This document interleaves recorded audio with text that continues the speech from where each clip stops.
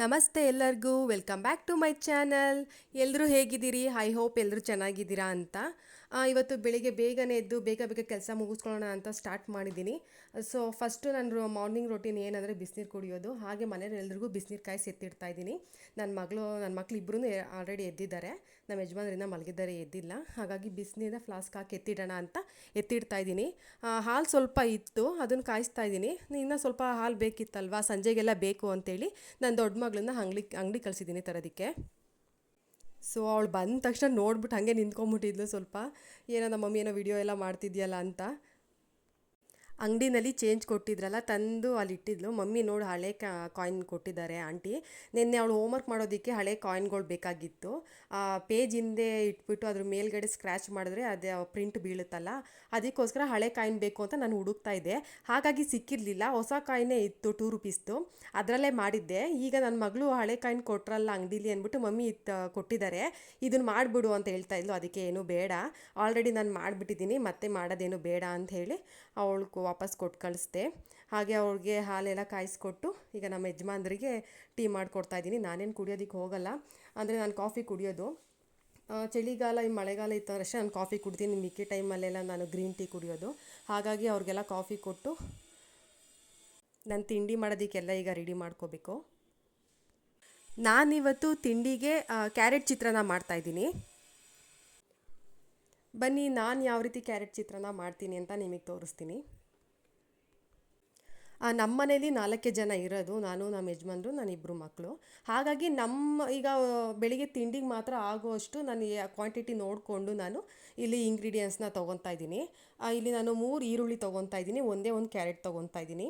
ಮತ್ತು ಖಾರಕ್ಕೆ ಎಷ್ಟು ಬೇಕೋ ಅಷ್ಟು ಹಸಿಮೆಣ್ಸಿನ್ಕಾಯಿ ಮತ್ತು ಕೊತ್ತಂಬರಿ, ಕರಿಬೇವಿನ ಸೊಪ್ಪು ಮತ್ತು ಕಡಲೆಬೀಜ, ಉದ್ದಿನಬೇಳೆ ಎಲ್ಲ ತೊಗೊಳ್ತಾ ಇದ್ದೀನಿ. ಕ್ಯಾರೆಟ್ನ ತುರ್ಕೋತಾ ಇದ್ದೀನಿ. ಕೆಲವೊಬ್ಬರು ಕಟ್ ಮಾಡಿಬಿಟ್ಟು ಹಾಕ್ತಾರೆ. ಸೊ ಇವಾಗ ಬಾಣಲಿ ಕಾದಿದೆ, ಎಣ್ಣೆ ಹಾಕ್ಕೊತಾ ಇದ್ದೀನಿ. ಎಣ್ಣೆ ಕಾದಿದೆ, ಈಗ ಅದಕ್ಕೆ ಸಾಸಿವೆ, ಕಡಲೆಬೀಜ, ಉದ್ದಿನಬೇಳೆ ಎಲ್ಲನೂ ಹಾಕಿ ಫ್ರೈ ಮಾಡ್ಕೋಬೇಕು.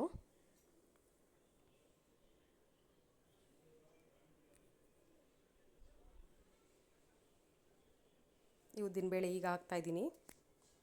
ಸೊ ಇದೆಲ್ಲ ಫ್ರೈ ಆದಮೇಲೆ ಈರುಳ್ಳಿ, ಕರಿಬೇವು, ಹಸಿಮೆಣಸಿನ್ಕಾಯಿ ಈ ಮೂರನ್ನು ಹಾಕಿ ಫ್ರೈ ಮಾಡ್ಕೋಬೇಕು. ಈರುಳ್ಳಿ ಬೇಗ ಬೇಯಲಿ ಅಂತ ಸ್ವಲ್ಪ ಉಪ್ಪು ಹಾಕ್ಕೊತಾ ಇದ್ದೀನಿ ನಾನು.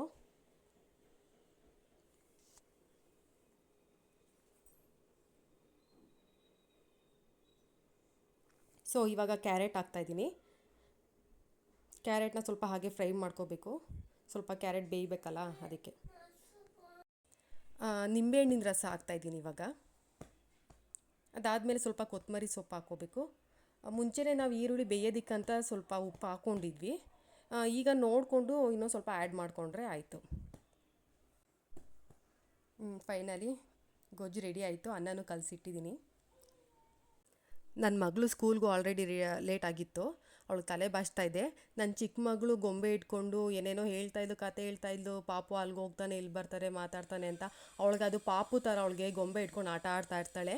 ನನಗೆ ಹೇಳ್ತಾಯಿದ್ಲು ಅದ್ರ ಬಗ್ಗೆ, ಮಮ್ಮಿ ಊಟ ಮಾಡಿಸು, ಆಮೇಲೆ ನೀರು ಕುಡಿಸು ಆಯಿತಾ ಅಂತ ಹೇಳ್ತಾಯಿದ್ಲು. ನಾನು ಆಯಿತು ಬಿಡು, ಆಮೇಲೆ ತಿನ್ಸೋಣ, ನೀರು ಕುಡಿಸ್ತೀನಿ ಬಿಡು ಅಂತ ನಾನು ಹೇಳ್ತಾಯಿದ್ದೆ. ನಗು ಬರ್ತಾಯಿತ್ತು ನನಗೆ ಅವಳು ಆ ಥರ ಎಲ್ಲ ಮಾತಾಡೋವಾಗ. ತಲೆ ಬಾಚಾದಮೇಲೆ ಮಮ್ಮಿ ನೀನೇ ಕೆಳಗಡೆ ಬಿಡು ಬಾ, ಬ್ಯಾಗ್ ತುಂಬಾ ತೂಕ ಇದೆ, ನನಗೆ ಎತ್ಕೊಂಡು ಹೋಗೋಕ್ಕಾಗಲ್ಲ. ಎಕ್ಸಾಮ್ಸ್ ಬೇರೆ ಹತ್ರ ಬಂತಲ್ಲ, ಹಾಗಾಗಿ ಬುಕ್ಸ್ ಎಲ್ಲ ಜಾಸ್ತಿ ಕೊಡ್ತಾ ಇದ್ದಾರೆ ಮನೆಗೆ ಓದ್ಕೊಳ್ಳೋದಕ್ಕೆ ಅಂತ. ಅದಕ್ಕೆ ನಾನೇ ಕೆಳಗಡೆ ಆಟೋ ಹತ್ತಿಸ್ಬಿಟ್ಟು ಬರೋಣ ಅಂತ ನಾನೇ ಕೆಳಗಡೆ ಹೋಗ್ತಾಯಿದ್ದೆ. ಆಟೋ ಇನ್ನೂ ಬಂದಿರಲಿಲ್ಲ, ವೆಯ್ಟ್ ಮಾಡ್ತಾಯಿದ್ವಿ. ಫೈನಲಿ ಆಟೋ ಬಂತು, ಅವಳನ್ನ ಕಳಿಸ್ಬಿಟ್ಟು ನಾನು ಮನೆಗೆ ಬಂದೆ. ಮನೆ ಬಂದು ನೋಡ್ತಿದ್ರೆ ತುಂಬಾ ಕೆಲಸ ಇತ್ತು. ಎಲ್ಲ ಅಳ್ಕೊಂಡಿದ್ದೆ ನೋಡಿ. ಇವಾಗೆಲ್ಲ ಕ್ಲೀನ್ ಮಾಡಬೇಕು ನಾನು. ನೋಡಿ ಎಲ್ಲ ನೀಟ್ ಮಾಡಾಯಿತು, ಎಲ್ಲ ಕ್ಲೀನಾಗಿದೆ. ಅಡುಗೆ ಮನೆ ಎಲ್ಲ ಸಿಂಕೆಲ್ಲ ಕ್ಲೀನಾಗಿದೆ. ಆಚೆನೂ ಅಷ್ಟೇ ಸೋಫಾ ಎಲ್ಲ ಕ್ಲೀನ್ ಮಾಡಿ, ಗೊಂಬೆ ಅದೆಲ್ಲ ಇತ್ತು. ಮತ್ತು ಬಟ್ಟೆ ಎಲ್ಲ ನೆನ್ನೆ ಬಟ್ಟೆ ಒಗೆದಿದ್ದೆ, ಅದೆಲ್ಲ ಮಡ್ಚಿಡ್ಬೇಕಾಗಿತ್ತು, ಎಲ್ಲ ಮಡ್ಚಿಟ್ಟಾಯಿತು. ಈಗ ಪೂಜೆ ಸ್ಟಾರ್ಟ್ ಮಾಡ್ತಾಯಿದ್ದೀನಿ. ಹೊಸ್ಲಿಗೆಲ್ಲ ಕುಂಕುಮ ಇಡ್ತಾಯಿದ್ದೀನಿ. ನನ್ನ ಚಿಕ್ಕ ಮಗಳು ಅಂತೂ ಕಾಯ್ಕೊಂಡು ಕೂತ್ಬಿಟ್ಟಿರ್ತಾಳೆ, ನಾನು ಎಷ್ಟೊತ್ತಿಗೆ ಪೂಜೆ ಮಾಡ್ತೀನಪ್ಪ ಅಂತ.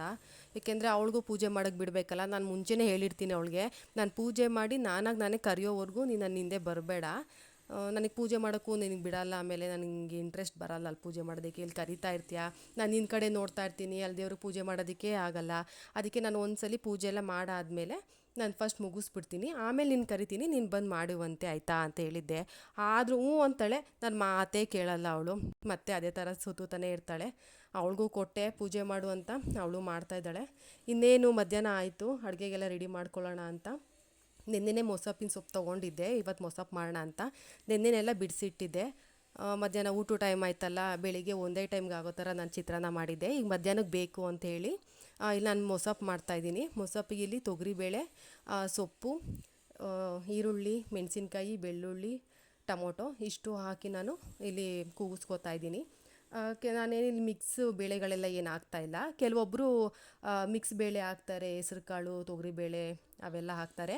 ಆದರೆ ನಾನಿಲ್ಲಿ ಒಂದೇ ಥರ ಬೇಳೆ ಹಾಕ್ಬಿಟ್ಟು ನಾನು ಮಾಡ್ತಾ ಇರೋದು. ಸರಿ, ಇವಾಗೆಲ್ಲ ಬೆಂದಿದೆ. ಇದನ್ನೆಲ್ಲ ತೊಗೊಂಡು ನಾನು ಮಿಕ್ಸಿಲಿ ರುಬ್ಕೊತೀನಿ. ನಮ್ಮ ಯಜಮಾನ್ರಿಗೆ ಮಸ್ತ್ ಬಿಟ್ಟು ಮಾಡಿದ್ರೆ ಇಷ್ಟ ಆಗೋದಿಲ್ಲ, ಮಿಕ್ಸಿಗೆ ಹಾಕ್ಬಿಡು ಅಂತ ಹೇಳ್ತಾರೆ. ನನಗೆ ಇದು ಇಷ್ಟ ಆಗೋದಿಲ್ಲ, ಅದು ಒಂಥರ ಚೆನ್ನಾಗಿರುತ್ತೆ ಟೇಸ್ಟು. ಆದರೆ ನಮ್ಮ ಯಜಮಾನ್ರಿಗೆ ಇಷ್ಟ ಆಗಲ್ವಲ್ಲ ಅಂತ ನಾನು ಈ ಥರ ಮಾಡ್ತೀನಿ. ನಾನಿಲ್ಲಿ ಒಗ್ಗರಣೆಗೆ ಎಣ್ಣೆ, ಸಾಸಿವೆ, ಈರುಳ್ಳಿ, ಬೆಳ್ಳುಳ್ಳಿ, ಕರ್ಬೇವಿನ ಸೊಪ್ಪು ಇಷ್ಟು ತಗೊಂಡು ನಾನು ಒಗ್ಗರಣೆ ಮಾಡ್ಕೊತಾ ಇದ್ದೀನಿ. ಒಗ್ಗರಣೆ ಮಾಡಿದ್ದೆಲ್ಲ ಆದಮೇಲೆ ನಾವೇನು ರುಬ್ಬಿಟ್ಕೊಂಡಿರ್ತೀವಿ ಅದನ್ನೆಲ್ಲ ಮಸಾಲೆ ಹಾಕಬೇಕು.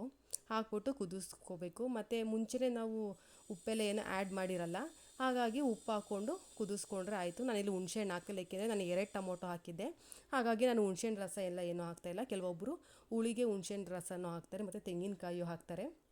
ನನಗೆ ತೆಂಗಿನಕಾಯಿ ಎಲ್ಲ ಹಾಕಲ್ಲ, ನನಗೆ ಇಷ್ಟ ಆಗೋದಿಲ್ಲ ಅಂತ ಮೊಸಪ್ಪಿಗೆ ತೆಂಗಿನಕಾಯಿ ಎಲ್ಲ ನಾನು ಹಾಕೋದಕ್ಕೆ ಹೋಗಲ್ಲ.